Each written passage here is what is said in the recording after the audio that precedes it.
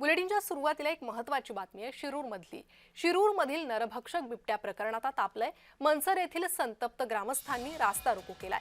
3.5 तासांपासून महामार्गावर ठिय्या आंदोलन सुरू आहे आणि या आंदोलनात खासदार अमोल कोल्हेही सहभागी झाले। बिबट्याच्या हल्ल्यात 15 दिवसात 3 जणांचा मृत्यू झालेला आहे, त्यामुळे नागरिक चांगलेच आक्रमक झाले।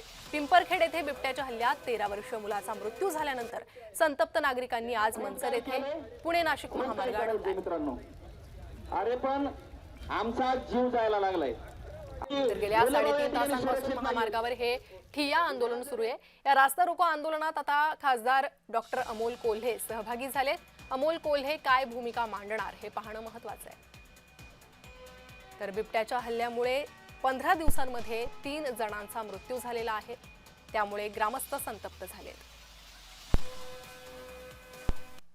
हा पहिल्यांदा निर्णय आपण करू शकलोय आणि सगळा मीडिया समोर माझं एक सगळ्यांना हेच सांगणं आहे की जर वारंवार या गोष्टी होत असतील तर एकच वाघ नरभक्षक आहे असं आम्हाला म्हणता येणार नाही आणि त्यामुळे दिसणारे वाघ हे नरभक्षक आहेत असं समजून जास्तीत जास्त नरभक्षक वाघांना ही गोळी घातली गेली पाहिजे।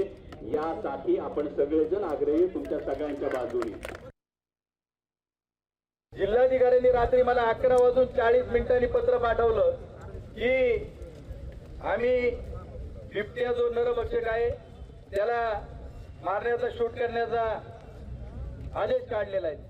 डोले साहेब इथं DYSP आहेत, त्यांनी सांगितलं की सकाळी 6:30 वाजता माणसं तिथं शूट करण्याकरता येतील। आम्ही वाट पाहिली आणि 11 वाजेपर्यंत शूटर त्या ठिकाणी पिंपरखेड मध्ये पोहोचलेले नव्हते।